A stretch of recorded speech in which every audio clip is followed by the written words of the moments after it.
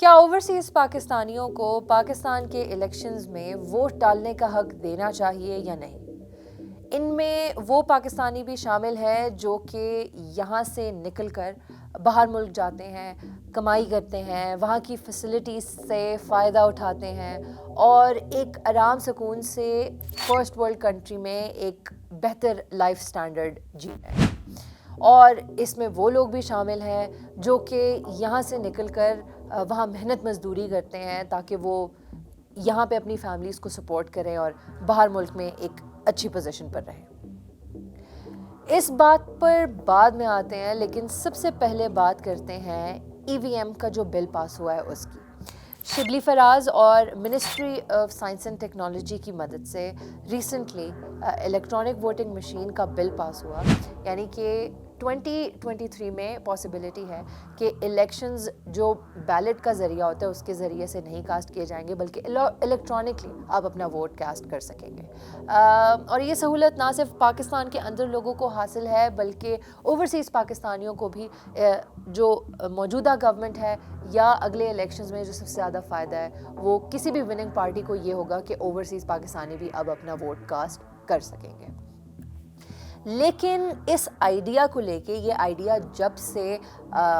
Float ہوا تھا تب سے اپوزیشن کو لے کر ڈھیر سارے اعتراضات تھے۔ آپ کو بتا رہا ہوں جناب اسپیکر، ہم آج سے اگلا الیکشن نہیں مانتے ہیں،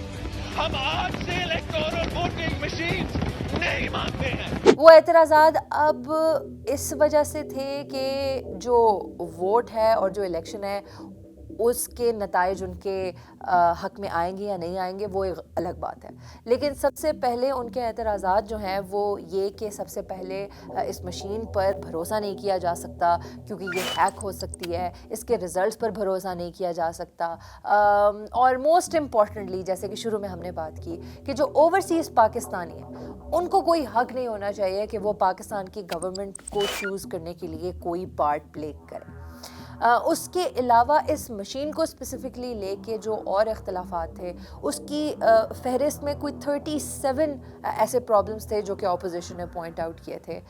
جب پارلیمنٹ میں یہ بل پاس ہو بھی رہا تھا تو تب اپوزیشن اپنے نمبر پورے نہیں کر پائی تھی اور اپوزیشن کی پارٹی کے ڈھیر سارے ایسے لوگ تھے جو کہ موجود نہیں تھے، جس کی وجہ سے جو بل تھا وہ آخر کار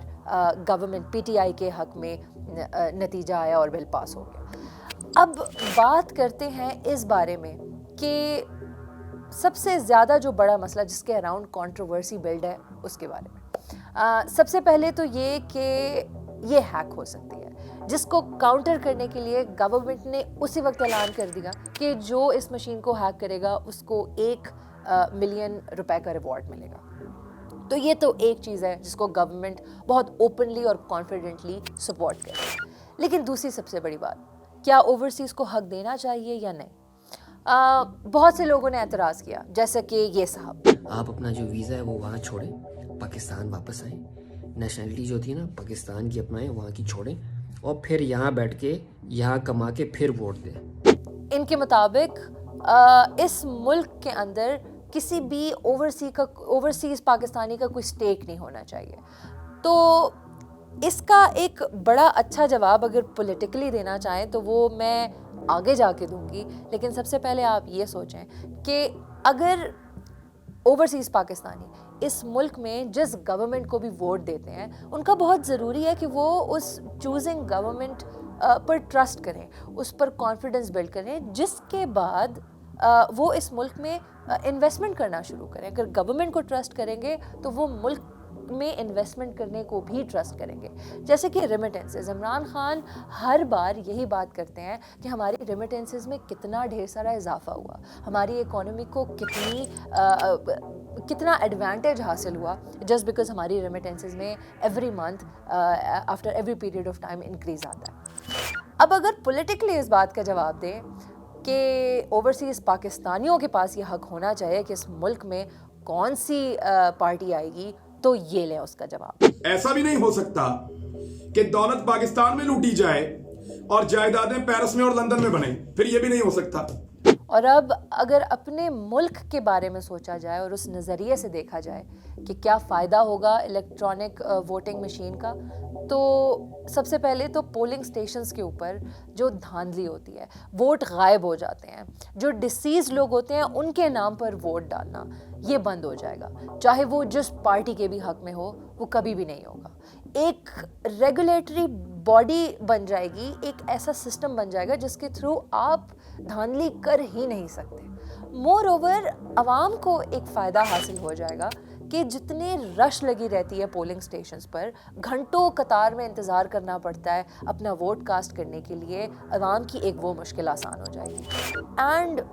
موسٹ امپورٹنٹلی ہمارے ملک کے اندر جو ڈیجیٹلائزیشن کا ایک سسٹم انٹروڈیوس ہونا چاہیے اور ہمیں اپڈیٹڈ رہنا چاہیے، وہ سب سے ایک ضروری ایسپیکٹ ہے جو کہ ای وی ایم جس کو ٹچ کرے گی۔ یہ کچھ ایسی باتیں تھیں جو ہمیں لگتا ہے کہ ہم ای وی ایم کے حق میں ہیں اور اس کے حق میں ہمیں یہ پازیٹیو چیزیں نظر آتی ہیں، لیکن کون سی ایسی وہ چیزیں ہیں جو اس وقت آپ کو نظر آ رہی ہیں؟ لیٹ اس نو۔